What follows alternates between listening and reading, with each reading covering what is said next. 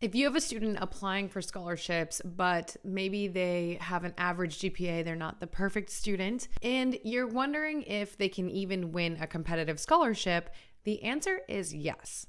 The trick here is knowing how they can compete. So in today's video, I want to talk all about how to win a competitive scholarship even if your student has an average GPA. We're going to talk about a lot of things that go beyond GPAs, so we'll give you all multiple options that you and your student can pursue. Now make sure you hit subscribe because every week we have a new strategy for your family to work towards a debt-free education, regardless of GPA. Hey there, my name is Jocelyn Pearson, founder of the Scholarship System, and we've helped families secure over $15 million to date in scholarships, and we are not stopping anytime soon.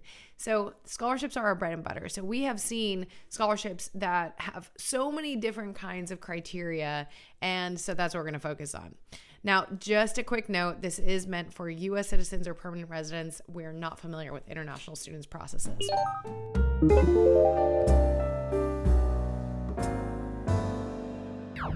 So let's start off with, what do scholarship committees really look for? A lot of parents, understandably so, believe that they're looking for students that are just top of the class, right? The valedictorian, salutatorian.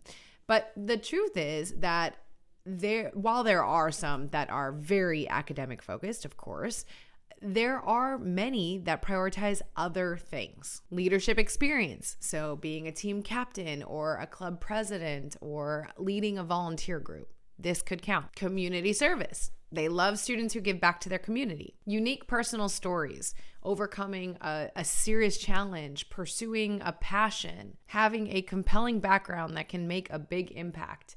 These are valid as well. Extracurricular involvement. This could be through clubs, sports, music, theater, debate team. It could even be things that a student does outside of school if they're passionate and can't find something within the school. And then there's, of course, career goals and passions. So some scholarships really focus on students who are determined to be a success in a certain area versus focusing on what they've done in the past. So the key here is to find scholarships that really focus on your students' strengths rather than just focusing on that GPA. And that said, even if your student does have a good GPA, even if they are tip top of the class, but they don't have any of these other things, that doesn't necessarily bode well either. So we want to try and tap into all these key areas, no matter what our student's GPA is. Now, before I get into the types of scholarships that don't necessarily require a high GPA, I do want to say that we have a free webinar where we cover where to identify legitimate scholarships with less competition, which are ideal for students that have a less than perfect GPA, but it's really what every student should be doing. And you can go to thescholarshipsystem.com/free webinar. Link here. Also, there's a link down in the description, or you can click on this video and you can check that out after we finish up this video. But that's an hour-long training to get you started on scholarships. Okay, so let's get into different types of scholarships that don't require that high GPA. So some of the categories are similar to what I just talked about with what they look for. So there could be community service scholarships. An example would be Prudential Spirit of Community Awards, DoSomething.org. These are just two examples where they reward students for their volunteer work versus their grades. Second are essay-based scholarships. We love this because then a student can tell a story versus relying just on numbers and metrics to win a scholarship.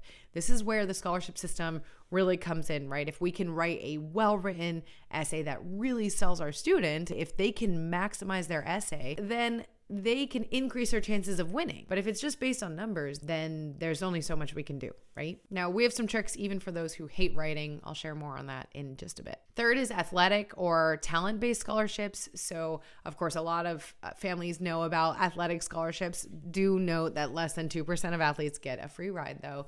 So we want to make sure we're tapping into all those other scholarships I talk about in that free training. But there are sports, music, arts. Think of things that require a portfolio or footage of their skill set. Oftentimes money will be given through the university for these areas, but it can also be from outside sources. Now, another category is first generation or minority-based scholarships. So this is to support students who are first in their family to go to college or come from an underrepresented background. But ultimately, this should just be one of our searches, we want to make sure we're tapping into all of these different categories. And the last one I want to cover is career-specific scholarships, just like I mentioned earlier. So some awards are designed for students entering specific fields, maybe by associations in that field or companies that hire people in certain fields. You'll see a lot of this with STEM, for example, science, technology, engineering, and math. They really tout people going into those fields because it's hard to find enough people. You'll see it healthcare, of course, technology, education as well. So how can a student stand out? How can they make an application not necessarily about their grades? First and foremost is to write a powerful personal essay. Okay, that essay, again, yes, it requires work, but when we get a really well-written essay, we can reuse it. So it's worth the work up front. But many scholarships ask for an essay. In fact, if it's legitimate, it most likely does. And this is a good thing because then your student can sell themselves. So encourage them to share a personal story that's more memorable and committees can connect with it better. Have them show their personality, their values, their goals. Have them focus on growth and their resilience so that the committee can see that the student is has overcome challenges and is going to continue to do so in college and beyond. Because as we know, they certainly will face them, right? Now, I have an entire scholarship essay playlist. We will link to that in the description below. All the free resources that I mentioned will be in that description below. The second is to really highlight leadership and involvement. So someone that is active in school, active in their community, they can often win scholarships over someone that has the perfect GPA, but no extracurriculars because they want to see a student that's well-rounded. This is where we want to push our students a little bit. Have them get involved in clubs, maybe ask them to take on a leadership role or try to if they've been involved in a club for a while. Find things that align with their passions. Like I mentioned earlier, it could be a club through the school or it could be something outside of school even. And then focus on leadership-based scholarships or activity-based scholarships versus ones that solely focus on stats. Okay, the third strategy is to focus on local and niche scholarships. So obviously the less competitive, the less important that GPA, and the more likely our personal story can reach that committee because there will be less applicants that we have to stand out among. So the smaller the scholarship, the easier the chances of winning. And I will say that I actually got 6 figures in scholarships, graduated debt free, but it was small scholarships that added up to my free ride. So I was applying to ones that were $600, $1,200, $2,000, and those slowly stacked up to that free ride. So make sure that your student is not looking at something and thinking, oh, it's $500, it's not worth my time. That's not true. These are easier and lower hanging fruit usually. Of course, they're going to be easier to win because they'll just naturally be less competitive as well. And sometimes this money is simply based on where your student lives. So that's a great criteria versus asking for them to have a 4.0. Now, again, check out that free training, that free webinar at the end of this. The link will be in the description, or you can go to thescholarshipsystem.com/free webinar and I will show you how to find these. All right, the next step to getting money regardless of GPA is to submit a standout application. You want your student to really put effort into the application. A lot of times families will spend most of their time finding the scholarships to apply to, and then their student will just kind of knock it out and get it over with. And the thing is that they do require effort because a lot of students are applying. So putting in more effort up front could actually save us a lot of time down the road because maybe we can get to that free ride and just stop applying. But a little effort here can go a long way. For example, double checking for errors. We want it to be error proofed, no typos. We want to make sure we follow the instructions carefully. Many students will miss out because they miss a step. And we also want a standout, top-notch recommendation letter. If this can be personalized to that scholarship, even better. But we can get this from a counselor, a coach, a teacher, an employer. Lots of different options here. All right, and the last and most important step is to apply to as many scholarships as possible. We don't just want to submit maybe 5 applications and say, okay, we're done.